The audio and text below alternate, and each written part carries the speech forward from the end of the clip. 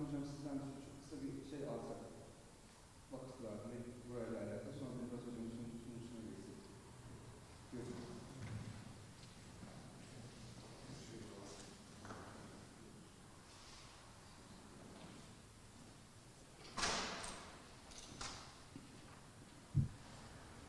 Bismillahirrahmanirrahim. Değerli dinleyenler, değerli arkadaşlarımız, dostlarımız, değerli öğrencilerimiz.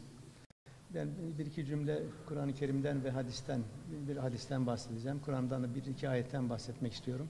Konuyu ilgilendiren.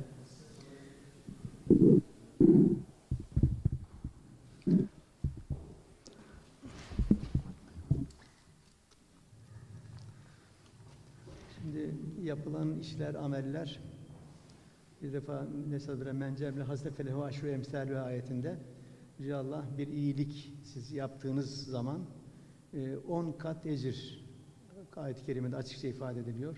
Ve mecebbiset felevza illa mislehe ayetinde kötülük yaparsanız miktarınca yazılır amel defterinize şeklinde.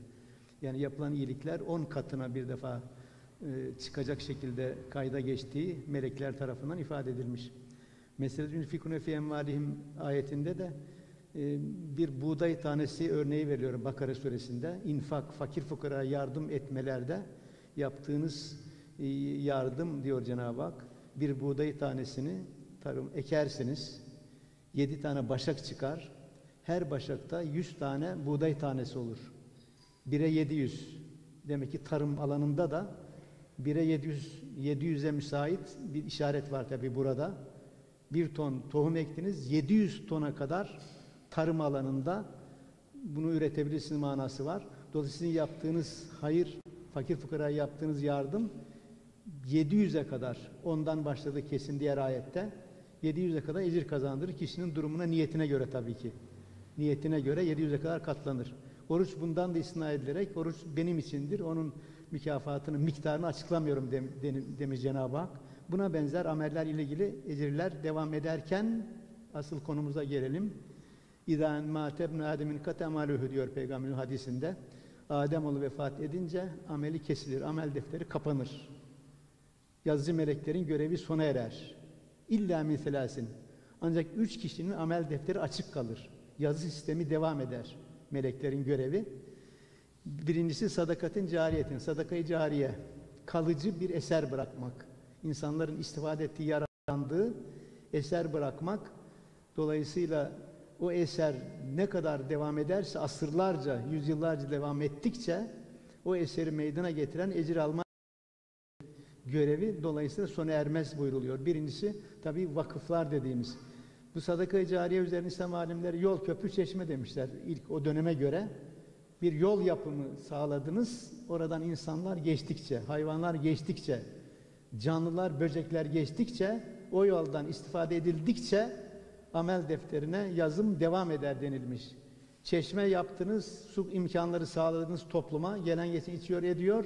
Dolayısıyla yıllarca, yüzyıllarca bu su kaynağından insanlar yararlandıkça bunu yapan, bundan ecir alma devam eder denilmiş. Şimdi çeşme yerine günümüzde barajlar devreye girdi. Ben Bursa Su İşleri müdürlerin toplantısına katıldığımda dedim barajların meydana gelmesi vakıf baraj olsa keşke.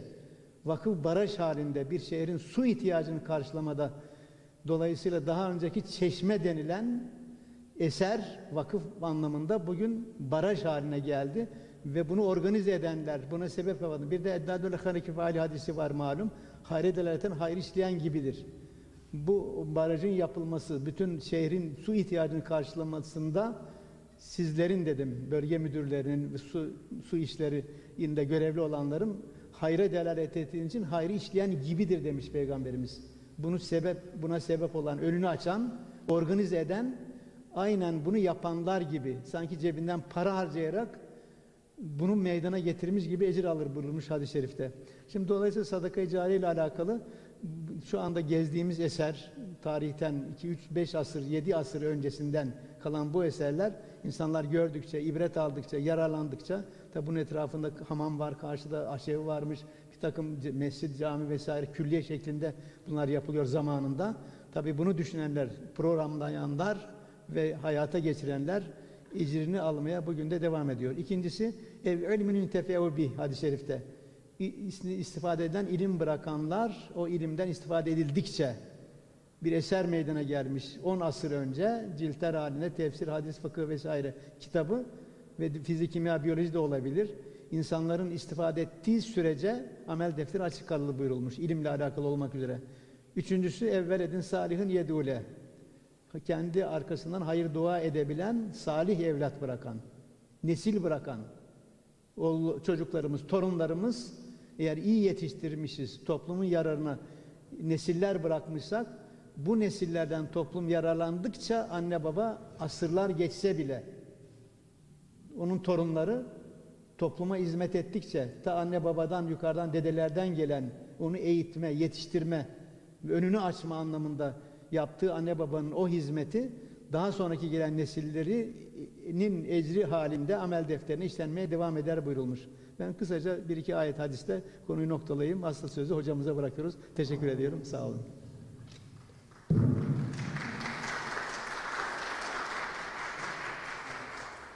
Hocam çok teşekkür ederiz. Thank you very much for your speech. Our friends, now we're going to take our lecture. Maybe it's the first time because we didn't much our Professor Dr. Murat ÇİZAKÇA before. But I think today is very special for us, and hopefully we'll take a good information and good audience from and good speeches from our professor. Thank you very much, Professor. If you like, I can invite you on the floor.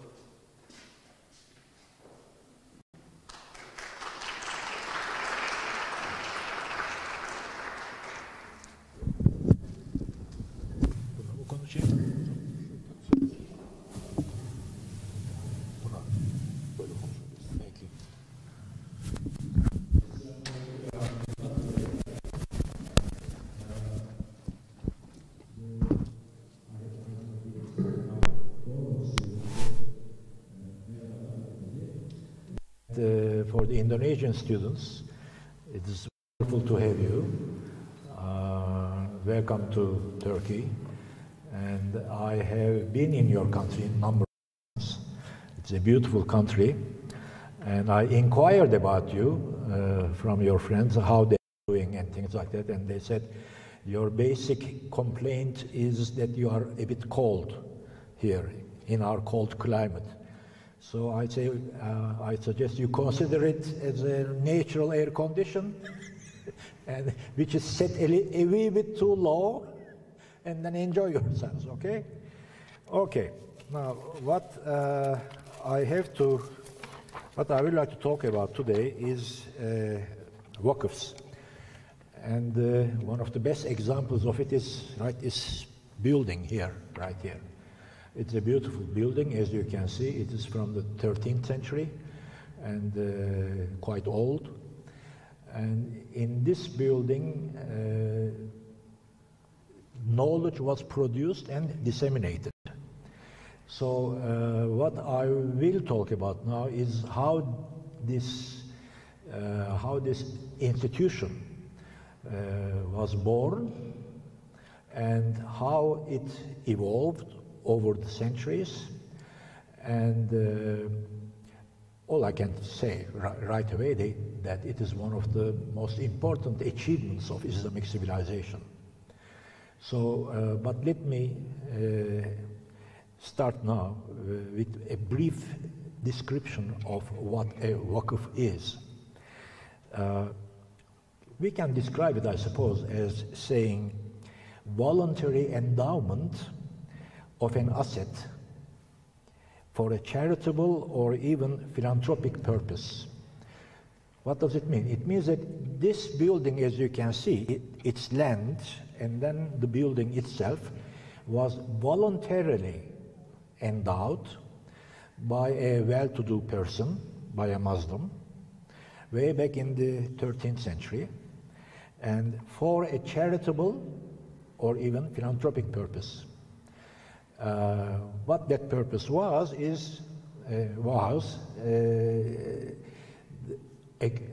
generation of knowledge, creation of knowledge, and its dissemination. So, but when this building was erected, its ownership changed hands. This is what happens with the Waqf. When the building is endowed and is built, and the Waqf is formally established, the founder of the Waqf, who was the original owner of the building and the land, formally gives the ownership, transfers the ownership to Allah subhanahu wa ta'ala. It becomes God's property. So there is this transfer of ownership. It cannot be, because it becomes the property of God, it cannot be sold, it cannot be transmitted to a next generation.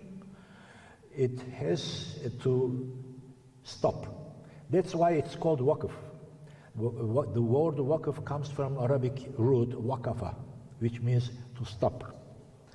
Like if you go to one of those Arab countries and you are driving on with your car and you have to stop on the road, it says waqafa. When I saw that sign for the first time, I really liked it. It says waqafa, stop. So this is what Waqf is, to stop. That means you cannot sell it. It becomes Allah's property. You cannot sell it. You cannot transmit it to your next generation. What you can do is you can obtain the usufruct, the revenue that it generates. The asset generates revenue with the usufruct, which you can obtain, and then it's this usufruct which you channel to the charitable purpose, whatever that is. Okay, so this is basically what is. You have to have what the Arabic word again is mutawalli. You have to have an agent who manages the Waqf. So this can be either the founder himself or herself. There are lots of Waqfs established by women also, or an agent that he or she, the founder, determines, appoints. The revenue, as I said, is channeled to the charitable purpose. In this case, education. In the building next door, there is a hammam, there is a bath, and the purpose over there is to provide health. Cleanliness is health, isn't it? So that building serves that purpose. Actually, this whole thing is what we call a külliye. Külliye means a complex. Not just one building, not just one purpose, but several purposes. In this building, as I said, education, creation of knowledge and dissemination. In the other building, provision of health through cleanliness. You can have a mosque where the worship is provided. The people can worship in comfort. And you can also have a bazaar next to it, where there can be business transactions, creation of wealth, and the revenue from the bazaar, from the shops, the rents from the shops, are then used at the same time, not only generation of wealth, commerce, but also keeping the buildings intact, protecting them against the harm, against the destruction of the times. The continuous restoration can take place and can be financed from the rents that are obtained from the shops that are in the bazaar. So this is a külliye. It includes everything. And it has to be perpetual. Now all the Sunnite schools, except the Malikis, demand that the Waqf should be perpetual. It should be perpetual, as Professor Hamdi Döndüren just mentioned. The perpetuity ensures that sawab accrues to the founder for generation after generation. But Malikis accept that it can be, a waqf can be temporary. But all the other schools, Sunnite schools, insist on perpetuation. Now, coming back to the education part of it, this very building, that is, actually, education is, and health, the two of them, are the most important components of what Professor Gary Becker called human capital.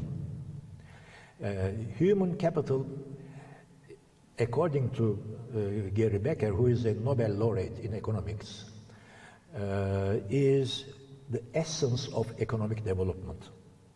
Why? Because think of it this way, he makes an analogy. Take raw material, say iron. If you process it, when you process it, it becomes steel. When you process it further, it becomes a machine. And when you have a machine, you can produce whatever you are producing in the millions. So the product, with each level of more sophistication, improvement, the productivity increases enormous, at enormous rates. Education is just like that. Take any individual with a normal intelligence. He doesn't, or she doesn't have to be a genius, just a normal intelligence. Take such a person and provide him or her with education. His productivity increases. With every level of education, the productivity increases. Okay? Let me give you an anecdote. Once I was in the city of Stuttgart in Germany. It was a conference.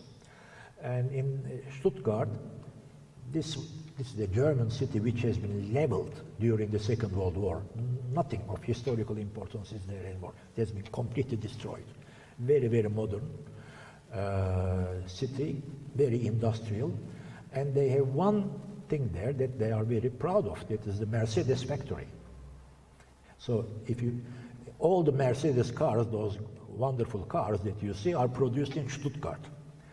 So the conference organizers took us to the factory. And we were looking at the factory and visiting it. And then I saw for the first time, this is about 25, 30 years ago, that's when I saw for the first time in my life robots. So the factory starts with some little component and advances like this on a conveyor belt and becomes bigger and bigger and bigger, and then comes to a corner just like that here, and then the conveyor belt turns to the right, and they continue building it. So by the time this component comes here, it is about 50% of the car. And then right there was a robot. What the robot does, simply takes the half of the car, turns 90 degrees, and puts on the next conveyor belt. That's what the robot does. So I was looking at it, admiring the robot. How nice, for the first time I've seen in my life. And then nazarım değdi. And I don't know how you can say that in English, sorry. And the stupid thing, the robot, instead of turning 90 degrees, it turned 45 degrees and dropped half of the Mercedes on the floor. I said, I was going like this, what's happening? You know, half of the Mercedes, I don't know how many thousands of dollars, destroyed. And then, again, another car came, he did the same thing, drop it on the floor. So I began to calculate $50,000, $100,000, I don't know how much. And then I was wondering when this is going to stop. And then I saw an engineer running and stopping the robot, stopping the conveyor belt here, stopping the conveyor belt here, and they solved the problem. Now this engineer, a normal human being with a normal intelligence, how valuable was he? What was his productivity? The reason why he is so valuable that he could stop the whole harm, that huge cost on the factory, was thanks to his education. So that's what education does. That's why Professor Gary Becker was right. That education is the essence of economic development, and this is exactly what they did here in this WAQF. This is what they provided, education, for centuries. That's why this institution is so important. Now you can ask me a difficult question and put me in a really difficult position. I am waiting. How about the challenge?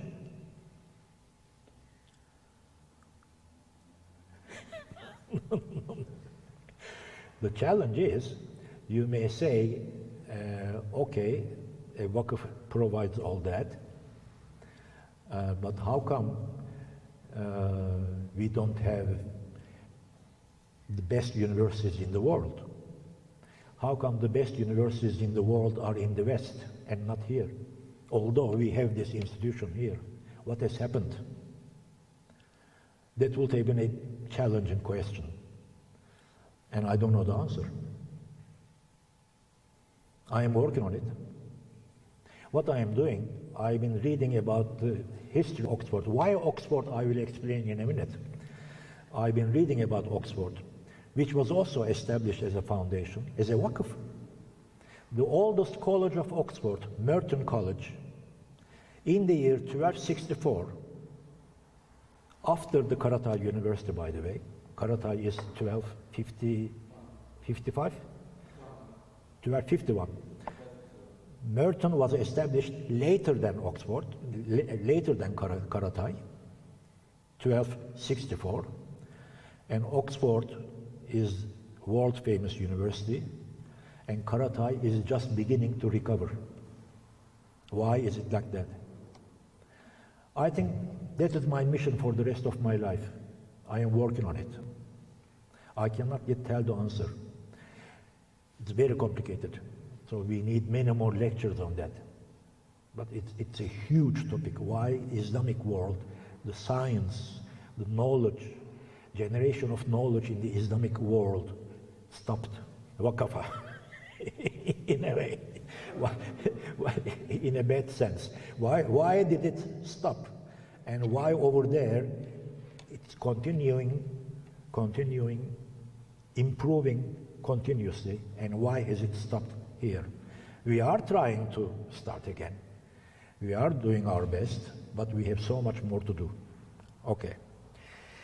Now, the next question is, why would individuals voluntarily sacrifice their wealth? The founder of this WAQF here voluntarily sacrificed his wealth and created this beautiful building and adjacent facilities as well. Why did he do that? Well, the answer was given by Professor Döndüren a minute ago in Turkish. It is based upon a hadith which says that when a person dies, his account, the Amel Defter, I suppose, can be translated as accounting book, comes to an end, except for three.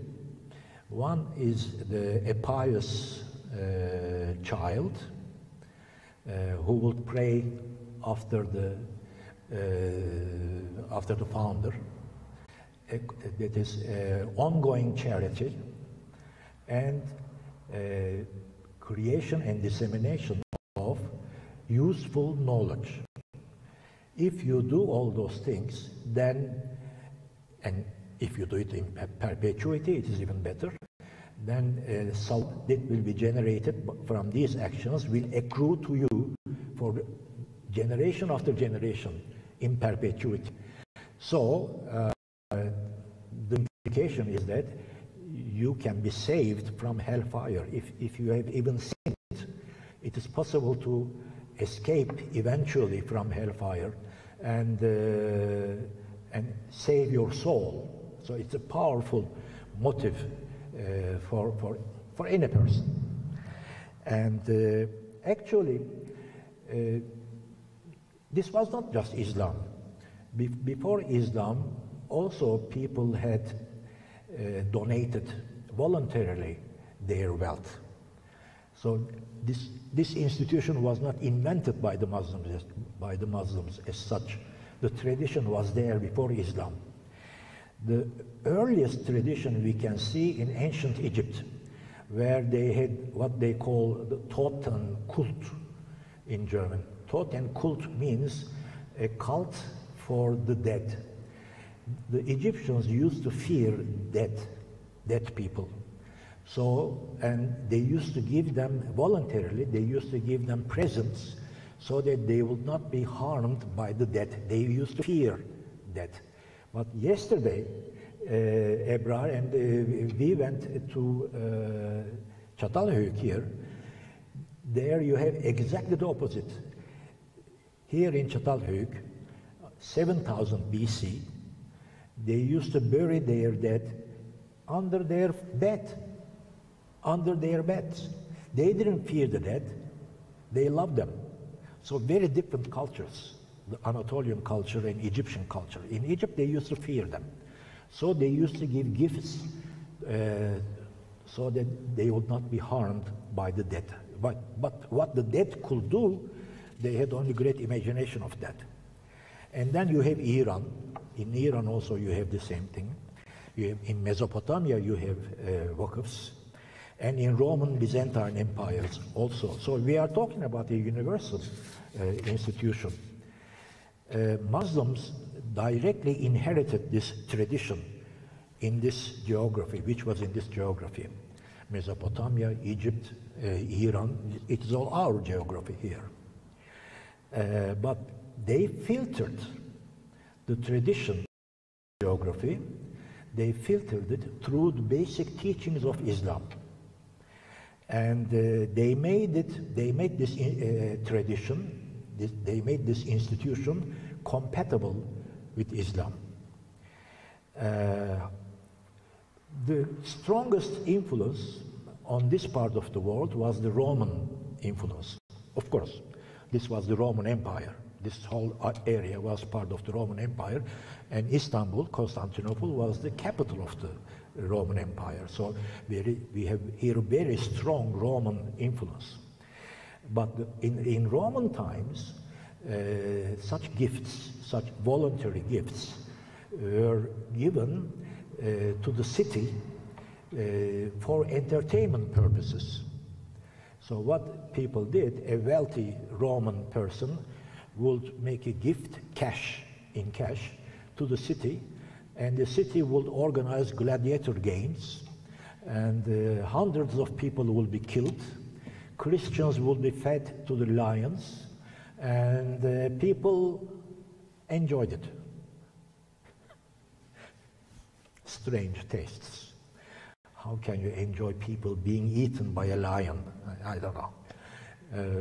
Very difficult to comprehend for us now. Anyway, but all of this came to an end, and the first change came with Christianity. When Christianity came, Christian emperors prohibited these games. So that was the beginning. And but then they said that you should make gifts. Making the gift is a good thing from a Christian perspective, but make it for charitable purposes, for the poor, for the sick, for education. However, you have to do it via the church. Muslims said, you don't need intermediation of any institution. You don't need a church. A Muslim does not need any intermediate institution. A Muslim can directly make the gift by himself or by herself. So it gave, the Islamic teaching gave huge freedom to the Muslims to establish waqfs. No intermediation was needed. This was a very important step because because in the Christian world, making the gift via the church meant that a lot of the gift was taken by the church. Corruption. The church was taking most of the wealth, and that led to corruption. Whereas in the Islamic world, enabling a Muslim to make the gift directly for the poor, for the students, for the sick, that meant that decentralized decision-making became possible. So in other words, when a Muslim, a man or a woman, saw something in their vicinity where they live, a need, let's say children simply playing in the streets day after day, week after week, doing nothing, learning nothing, establishing a school there directly, the person sees that there is a need for education for these children, and without asking anybody's permission, I emphasize that without asking anybody's permission, he or she can go directly to the qadi, to the judge, local judge, and declare to the local judge and say that I am establishing a school here, and I am giving my property, such and such property, the land, and here is the building. I am giving this property, transferring it to Allah subhanahu wa ta'ala. It becomes waqf, and I am solving this problem of education here in this part of Konya. Decentralized decision-making and freedom. This is what Muslims provided. And then they also clearly demarcated the endowed capital from the annual yield. The endowed capital, no one could touch it. That's why we still have it here after centuries. No one could touch it. And this institution has become extremely important in Israel. The waqfs established by the Palestinians over all those centuries during Ottoman times, the Israelis could not touch them because you cannot touch a waqf property. So this has been a very hot issue in Israel. They wanted to confiscate them, but there was a huge uproar, and they didn't dare. So imagine that, the waqfs surviving even in Israel.